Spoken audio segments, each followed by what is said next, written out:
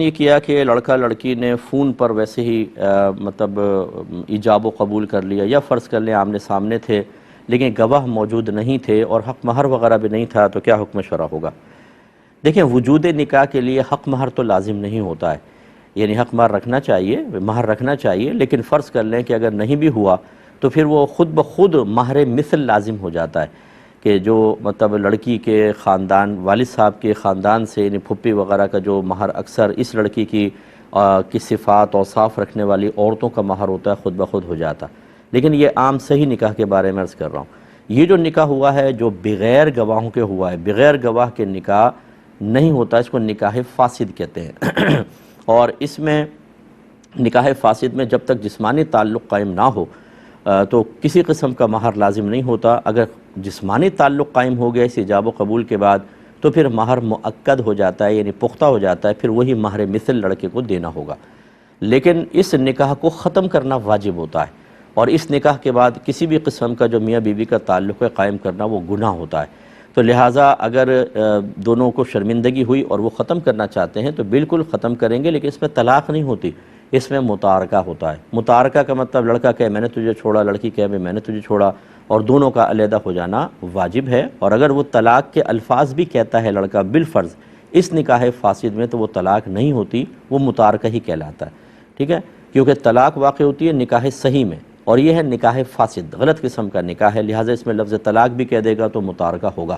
تو اس کا مطلب یہ ہوا کہ ان دونوں نے جو کچھ کیا، اور یقینی سی بات ہے نکاح تک پہنچنے کے لیے کچھ تمہیدات ہوتی ہیں، ایک دم تو نہیں آمنے سامنے بہن نکاح کرنا ہے وہ کہ ہاں چلو ٹھیک ہے بھائی نکاح ہو گیا۔ جو پہلے سارے کام کیے، گناہ والے کام اور غلط قسم کے کام، ان سب پہ اللہ کی بارگاہ میں توبہ کریں، اور پھر اس قسم کے ایجاب و قبول پر اللہ کی بارگاہ میں توبہ کریں۔ اور میں لڑکوں سے کہتا ہوں کہ آپ لڑکیوں کا ذہن بنا کر ان کو راضی کر لیتے ہیں کہ مجھ سے خفیہ اس طرح نکاح کر لو، اگر کوئی آپ کی بہن کے ساتھ ایسا کرے،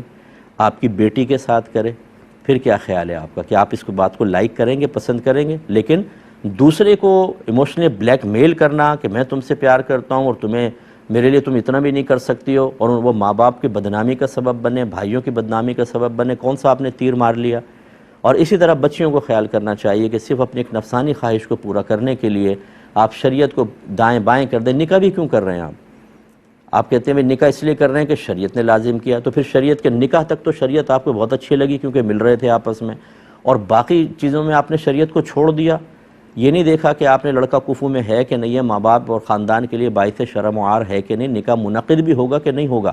لیکن نہیں، ان چیزوں کی پرواہ بھی نہیں۔ تو اس لیے یہ جذباتی معاملات نہیں ہونے چاہیے۔ اگر کوئی سیریس ہے، ٹھیک ہے، نگاہ پڑ گئی، دل مائل ہو گیا، اتنا تو قدرت و اختیار میں نہیں تھا، اس میں گناہ نہیں ہے، لیکن آگے کے لوازمات سے رکیں، صبر کریں اور باقاعدہ رشتہ بھیجیں۔ اگر اللہ تبارک و تعالی نے ازلی طور پہ آپ کے ملاپ کا فیصلہ کیا ہوا ہے تو کوئی چیز رکاوٹ نہیں بنے گی، یا تھوڑی بہت رکاوٹ آئے گی، بہرحال ایک دن کامیابی ضرور ہے، اور اگر نہیں کیا تو نہیں ہوگا، پھر اللہ کی رضا پر راضی رہیں۔ تو اب خلاصے کلام یہ ہے کہ آپ نے بہت سارے گناہ کیے، ان پر اللہ کی بارگاہ میں توبہ کریں۔ یہ جو 3 طلاقیں دیں یہ واقع نہیں ہوئیں، الگ ہو گئے ہیں۔ اب یہ اگر دوبارہ جدید نکاح صحیح طریقے سے کرنا چاہتے ہیں تو بالکل کر سکتے ہیں، اس میں حلالہ وغیرہ کی کوئی حاجت نہیں ہوگی،